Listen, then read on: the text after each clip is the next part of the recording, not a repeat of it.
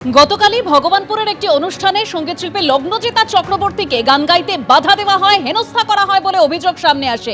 সেই ঘটনায় গতকালই মূল অভিযুক্তকে গ্রেপ্তার করা হয়। আর এবার অভিযুক্তের 4 দিনের পুলিশ হেফাজত। ধৃত তৃণমূল নেতা মেহবুব মল্লিকের 4 দিনের পুলিশ হেফাজত। ওসির বিরুদ্ধে বিভাগীয় তদন্ত চলছে, জানিয়েছেন ভারপ্রাপ্ত পুলিশ সুপার মিতুন দে। লগ্নজিতাকে হেনস্থার অভিযোগে গতকালই গ্রেপ্তার করা হয়েছিল মূল অভিযুক্তকে।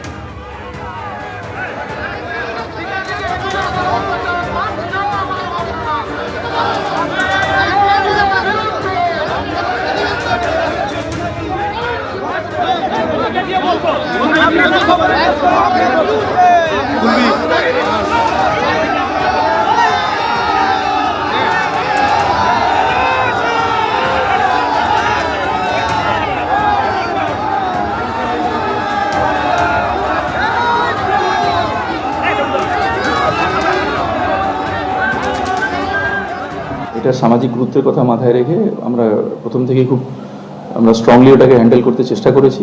আজকে কাঁথি কোর্ট, মাননীয় কোর্ট, আমরা 7 দিনের রিমান্ড পে করেছিলাম, 4 দিন কোর্ট থেকে অনুমোদন দিয়েছে। তো নিশ্চিতভাবে আমরা রিমান্ডে নিয়ে আরও ফার্দার ইনভেস্টিগেশনটাকে আমরা ফার্দার করবো এবং সবগুলো aspect we will look into all the aspects pertaining to this investigation. বিভাগীয় তদন্ত চলছে, আমরা যেটা ফাইন্ডিংস থাকবে সেই অনুযায়ী ব্যবস্থা নেওয়া হবে। আছে যেটা মানে যদি আইপিসি বলা হয়, 354 এবং 307 এই দুটো মেন ইনগ্রিডিয়েন্ট আছে ওখানে। আমাদের এখন 74 আর 109 হয়েছে পিএনএসে। তো এগুলো আছে, তার সঙ্গে আমাদের ফরওয়ার্ডিংয়ে অবশ্যই যেগুলো থাকে সেটার উপরই এমফাসিস দিয়েছি যে এটার সোশ্যাল ইম্প্যাক্ট এবং যাতে ফার্দার রিটার্ড হয়।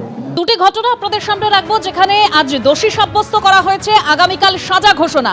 একদিকে শমশেরগঞ্জে যেখানে হরগোবিন্দ দাস, চন্দন দাসকে খুনের ঘটনা, সেই ঘটনায় 13 জনকে দোষী সাব্যস্ত, আগামীকাল সাজা ঘোষণা। এবং তারই পাশাপাশি হাঁসখালিতে নাবালিকাকে গণধর্ষণ করে খুনের ঘটনা, সেই ঘটনায় 9 জনকে আজ দোষী সাব্যস্ত করা হলো, আগামীকাল তার সাজা ঘোষণা।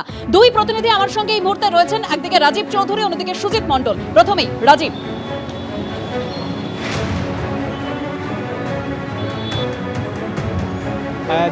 8.5 মাসের মাথায় শমশেরগঞ্জ কাণ্ডের 13 জন দোষী সাব্যস্ত হয়েছেন এবং আমরা আদালত সূত্রে যেটা জানতে পারছি, অভিযুক্তদের বিরুদ্ধে সর্বোচ্চ শাস্তি মৃত্যুদণ্ড হতে পারে, তাছাড়া যাবজ্জীবন সাজা হওয়ার সম্ভাবনা রয়েছে এবং সেই নিয়ে উত্তেজনা রয়েছে। আদালত চূড়ান্ত রায় কী দেন তার দিকে তাকিয়ে রয়েছেন দুপক্ষের লোক, অভিযুক্তদের পক্ষের লোক এবং হরগোবিন্দের পরিবারের লোকজন, তারা সবাই আদালতের দিকে চেয়ে রয়েছেন এবং হরগোবিন্দের পরিবারের লোকজন তারা চাইছেন সর্বোচ্চ শাস্তি হোক এবং যারা অভিযুক্ত তারা চাইছেন সর্বনিম্ন শাস্তির জন্য। এবং সব নিয়ে দুপক্ষের মধ্যে উৎকণ্ঠা রয়েছে।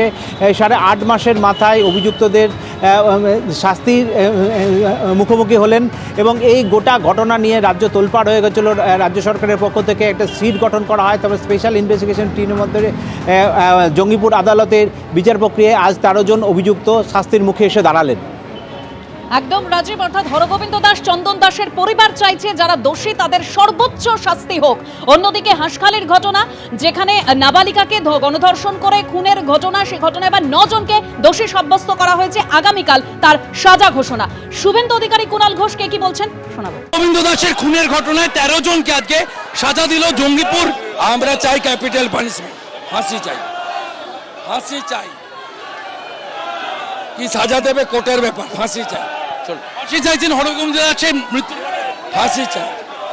ওই পরিবারের সঙ্গে আমি আছি, ওখানকার হিন্দুদের সঙ্গে আমি আছি, ফাঁসি চাই। আইনে পুলিশ ব্যবস্থা নিয়েছে, পুলিশ চার্জশিট জমা দিয়েছে, পুলিশ ট্রায়াল করিয়েছে, ট্রায়ালের পর দোষীও সাব্যস্ত হয়েছে।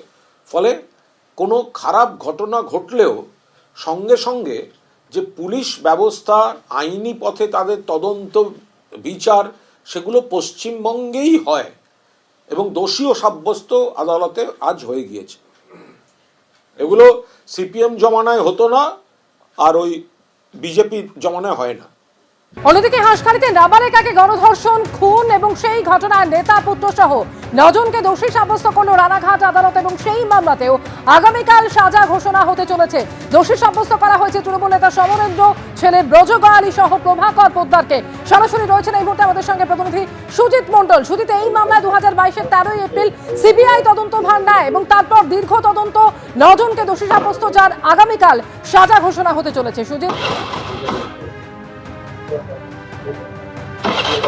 একদমই তাই। 2022 সালে নদিয়ার হাঁসখালিতে এক নাবালিকাকে গণধর্ষণ এবং তারপরে সেই নাবালিকাকে পুড়িয়ে মারার অভিযোগে কিন্তু আজকে রানাঘাট মহকুমা আদালত 9 জন যার বিরুদ্ধে অভিযোগ এসেছিল সেই 9 জনকে কিন্তু দোষী সাব্যস্ত করেছে এবং এই আগামীকাল তাদেরকে কিন্তু সাজা ঘোষণা করা হবে এই রানাঘাট মহকুমা আদালত থেকে। এবং যেটা বলে রাখি, এই মামলা হাইকোর্টের নির্দেশ কিন্তু সিবিআইকে তদন্ত দেওয়া হয়েছিল এবং এই মামলা হাইকোর্টের নির্দেশ সিবিআই তদন্ত করার পর থেকে কিন্তু তদন্ত প্রক্রিয়া চলতে থাকে এবং তারপরেই কিন্তু এই যে 9 জন তাদেরকে কিন্তু আজকে দোষী সাব্যস্ত করা হয়েছে এবং আগামীকাল তাদেরকে সাজা ঘোষণা করা হবে। যেটা প্রসঙ্গত বলে রাখি, গত 4 এপ্রিল 2022 সালের সন্ধ্যায় কিন্তু এই অপরাধটি সংঘটিত হয়েছিল, যেখানে যার বিরুদ্ধে মূল অভিযোগ সেই ব্রজগয়ালী, তার জন্মদিনেই কিন্তু এই নাবালিকাকে ডাকা হয়েছিল এবং সেই দিনই সেই রাত্রে তাকে কিন্তু গণধর্ষণ করা হয় এবং তাকে আগুনে পুড়িয়ে ফেলা হয় বলে এমনটাই কিন্তু অভিযোগ ওঠে এবং সমস্ত প্রক্রিয়াগুলো রাজ্য পুলিশের কাছ থেকে সিবিআই তাদেরকে যে তদন্তভার যায় এবং সিবিআই তদন্তের পর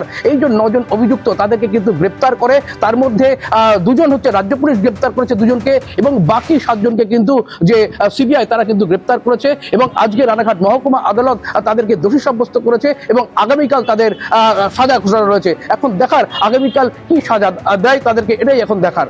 এবিপি আনন্দ, এগিয়ে থাকে, এগিয়ে রাখে।